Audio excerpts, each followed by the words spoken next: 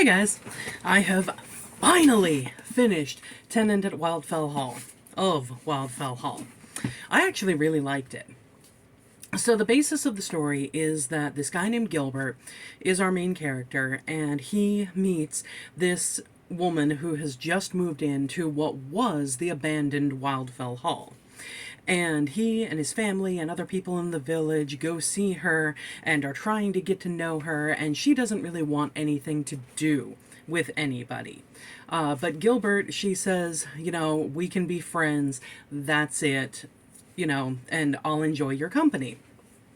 So he agrees to that, even though he is absolutely falling for her. And at first, he thinks that she doesn't want a relationship with anyone for whatever reason. And as the novel goes on, and as time goes on in the novel, people begin to get more and more suspicious of this woman. And, they're wondering where she came from. They're wondering, why is she called Mrs. Graham, but her husband is nowhere to be found? Why does she not want another man who can help raise her son?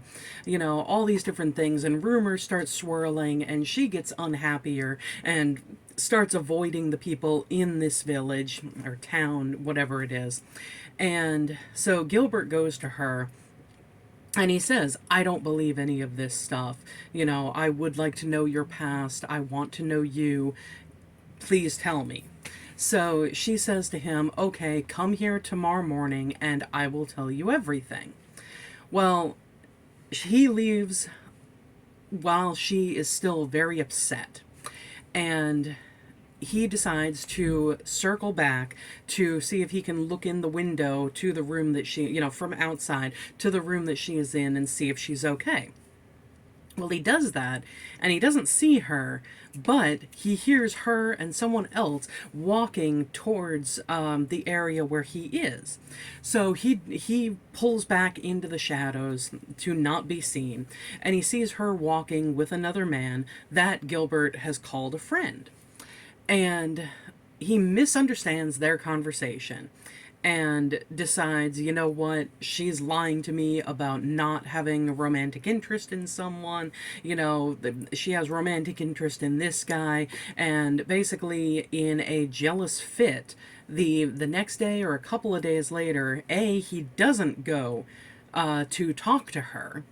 And B, he does see that guy, his name is Frederick Lawrence, on horseback along the road, and Frederick wants to talk to him, but Gilbert attacks him in this fit of jealous rage / spite. And Frederick winds up being fine, but Gilbert goes back home, and I think it's a couple of weeks later, Helen Graham, i.e. Mrs. Graham, the tenant, approaches him and basically says, why didn't you show up the next morning? And she is angry at him and says, oh, I can only assume that you now believe all these different things that the villagers are saying about me. You have fallen under this rumor mill. And he tells her no, he saw things with his own eyes that let him know that she is not what he thought she was. And, she asks what the heck he's talking about in 1840s language. And he tells her that he saw her with that guy. And she actually starts laughing. And she says that, I don't remember exactly what she says, but she ends up giving him her diary and says, read this and then come and we'll speak. So the next multiple chapters are about how when she was 18, her aunt was telling her, guard your heart, make sure that the man that you want to marry is someone who actually possesses goodness and does not fall under the wicked humanly vices that so many men do and things like that. And it's basically the message of go into a relationship with your eyes open. Don't ignore the red flags. And let me tell you, that's a brilliant piece of advice that way too many people still don't listen to this day. But unfortunately, she does not heed it when she meets Arthur Huntingdon. And he is someone about 10 years her senior who she falls for. And as they get married, they move to Grassdale, which is like his manor house, I guess. And as time goes on, she realizes how much he prefers to drink, to go out and be rowdy and stuff like that with this group of friends, of men friends that he has. And she realizes finally, he is abusive in different ways to her. I actually marked, let me see, where is the... Here we go. It's disturbing how abuse doesn't change. Because like I said, this book was written in the 1840s. And let me just get to this part here because I marked a couple of pages for a point. Anyway, let me find it.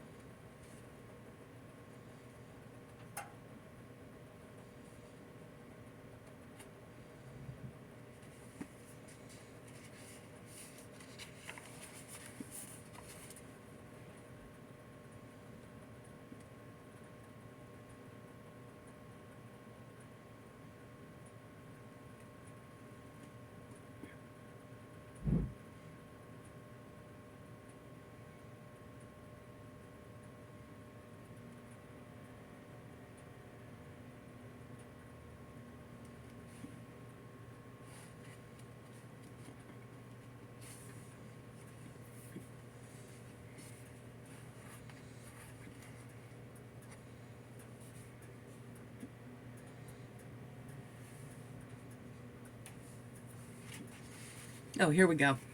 So this is before they have gotten married. They're pretty much courting, I guess, and he has found out that she has sketched likenesses of him on the backs of some of the paintings that she's done. And he grabs one and won't give it back. So she says, Mr. Huntingdon, those are my unfinished sketches, and I never let anyone see them. And I placed my hand on the portfolio to wrest it from him, but he maintained his hold, assuring me that he liked unfinished sketches of all things. So, like I said, he is holding on to these things. He's looking through her stuff. He will not give it back. And she says, Mr. Huntingdon, cried I insist upon having that back. It is mine, and you have no right to take it. Give it me directly. I'll never forgive you if you don't. But the more vehemently I insisted, the more he aggravated my distress by his insulting, gleeful laugh. At length, however, he restored it to me, saying, Well, well, since you value it so much, I'll not deprive you of it. To show him how I valued it, I tore it in two and threw it into the fire. He was not prepared for this. His merriment suddenly ceasing, he stared in mute amazement at the consuming treasure. And, I mean, talk about a red flag. That's why I marked that page, because you look at that and it is just such a red flag. And earlier in the book, I don't know, about 10 or 15 pages before, she's talking about wanting to really know if her view of him or her aunt's view of him is closer to the truth. And her aunt doesn't like him. Her aunt doesn't want her to be with this guy. Her aunt was correct. So, anyway, he gets more and more abusive, and it finally comes out that he has been having an affair with the wife of one of these friends in the group who he will go out and get drunk with. And, Helen is just devastated by this. And she begs him at one point to release her, to let the two of them separate, let her have the son that her and Arthur have had together, and let the both of them be free of him. And he basically says, haha, yeah, no.